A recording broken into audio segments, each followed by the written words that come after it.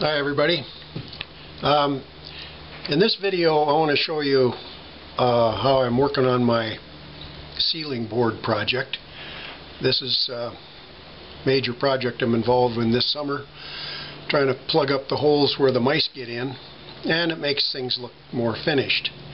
So I've run into a little bit of a snag here that's kind of unusual, and probably I'm the only guy that has this problem, or I'm sure I'm the only guy fixing it the way I'm fixing it.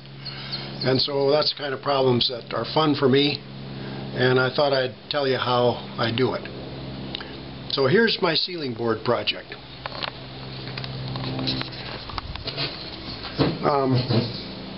I had these rafters that need ceiling boards, and where they intersect with the log walls all the way around the building, there's bird blocks in there now that are screened over, and they're mouse tight, but the mice still find little cracks and ways to get in there.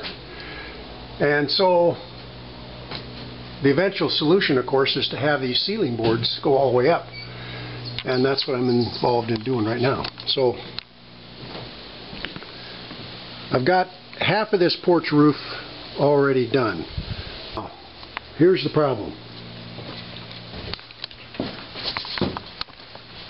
When I installed the purlins, I put one of those ceiling boards on top of each purlin, so that when it comes time to put the ceiling boards in, I already have a tongue on top and a groove on the bottom to receive the ceiling boards.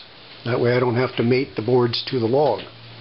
Well, that works good, except on this purlin, let me go down to the end here. We're at the end of the porch, and now we're going to climb up on these rocks and look down my scaffolding.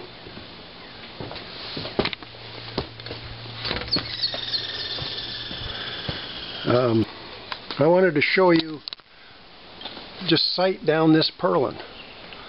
Here's the roof, the fascia board, and now we sight down this purlin, and you can see that that course of ceiling boards is not straight, and I have a tight string tied on here that is straight, and that shows me how far off those boards are.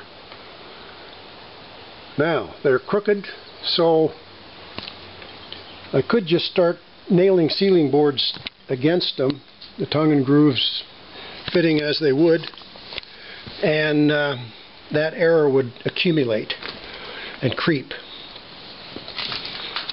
and it would make a mess of the whole ceiling from then on up, and I don't want to do that. I want to have a straight line on this next course, but you can see how far off it is with that string.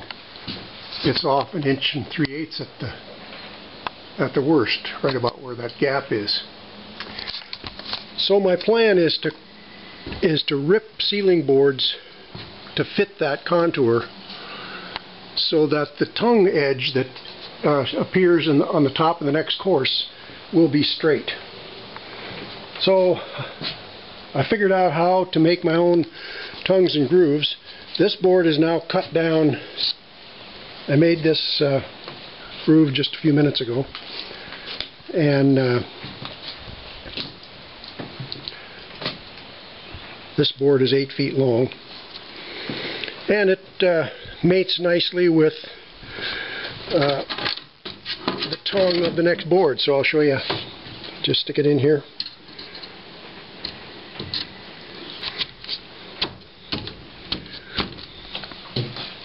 So it mates with the tongue of the next board.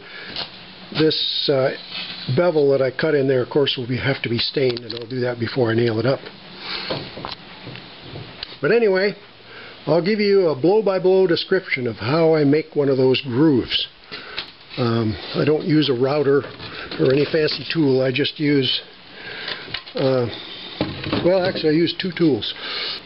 So I'll show you how I go through the whole process from start to finish, and then you can say your "why don't you just" kind of advice. I get a lot of that. Why don't you just?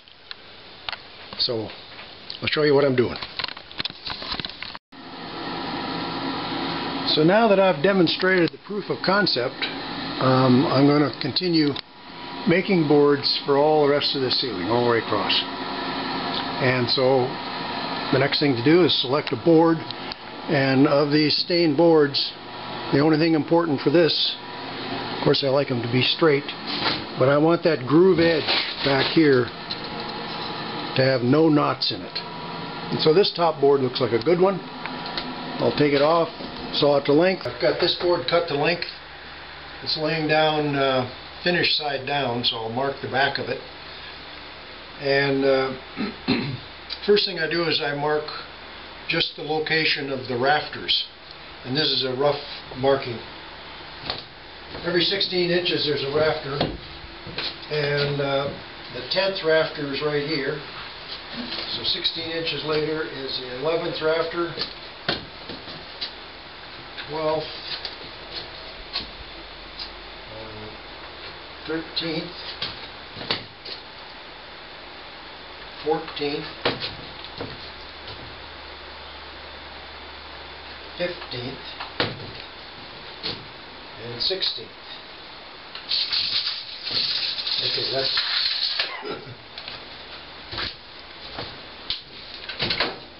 now I've done my measurements on this little shim, made marks on here that are a little cryptic, so I'll have to figure it out.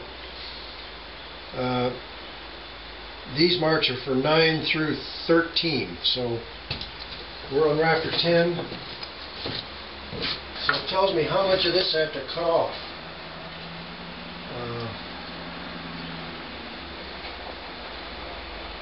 So 10, do all the way through 13 on these marks. So 10 is there, 11 is on the same mark, 12 is on the same mark, 13 is on the same mark,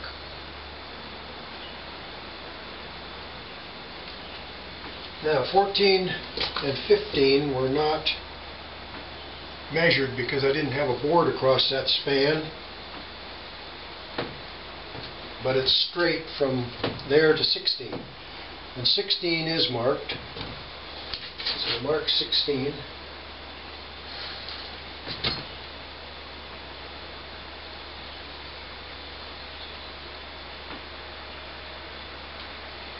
And then we'll draw a straight line between all of those marks.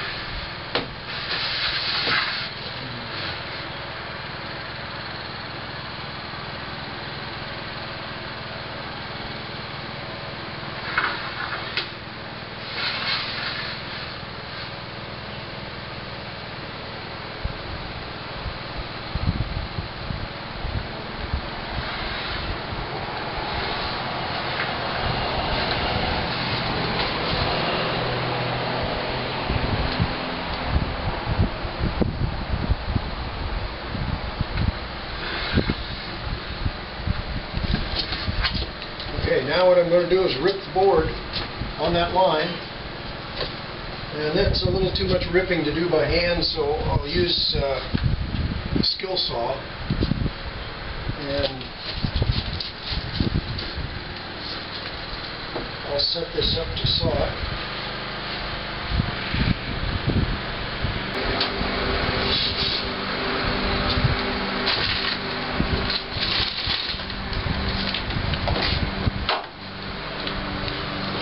Too dusty. That's why I don't like using the Skilsaw.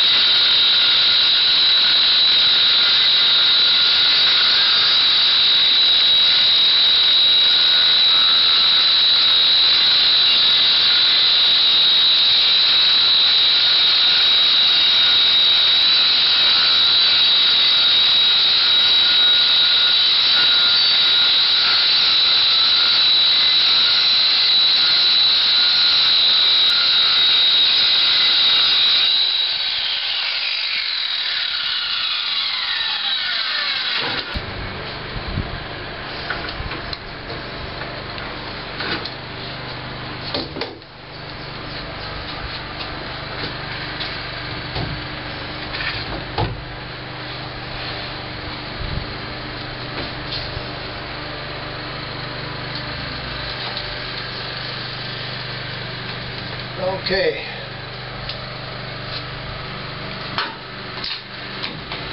The next step is to plane it.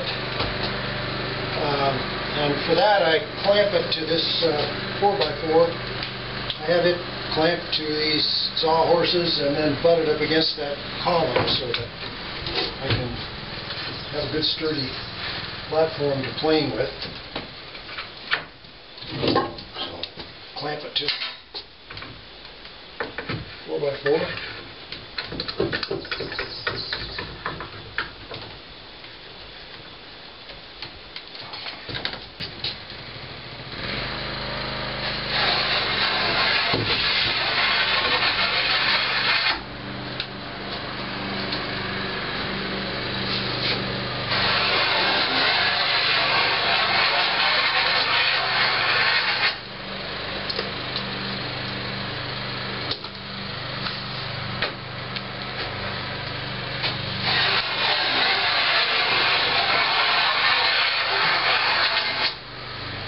And the first two I did, I chamfered both sides so that it's just like one of these regular boards.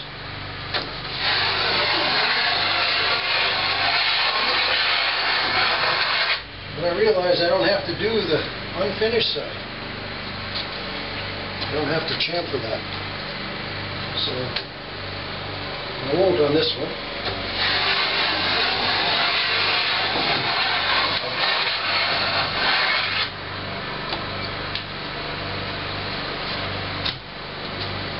Just gauging my eyeball to see if my cut is deep enough. Trim it a few places where it doesn't look like it is.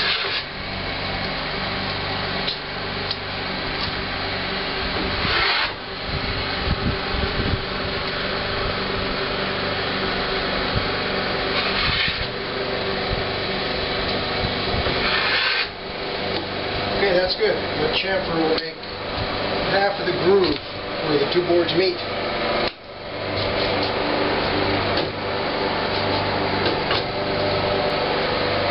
Now, the next thing is start cutting the groove down the middle.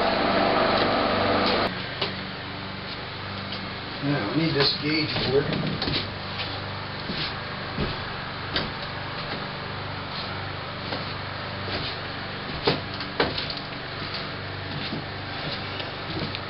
And I test my groove by just sticking this tongue in there, so that end is perfect.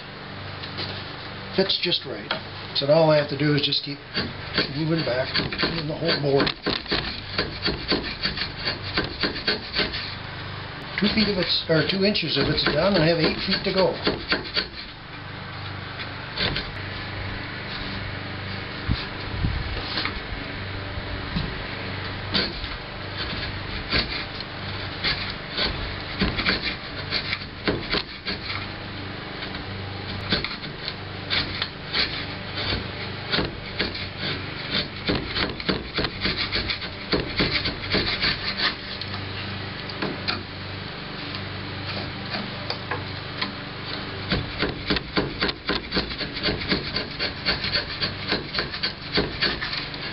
Now, there's a knot close by here. That's so gummy. Maybe it'll get drier as we go.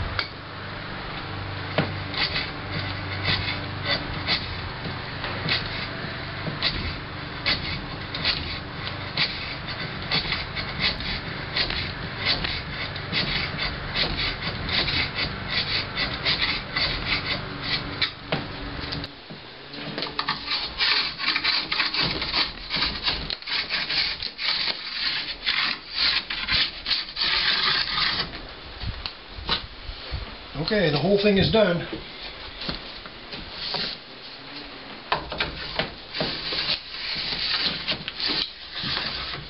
We are ready for stain. Okay, so now I have finished staining the edges of those two boards, and I've got them nailed up. So there they are, in place. The groove that I made matches real nice with the other grooves, and you can see how much narrower the board is. That's 1 3/4 inches narrower than a standard board right there. But at least that line now is straight. And so when I finish the course, I'll have a straight course to do for the rest of the ceiling. I hope. That's the plan.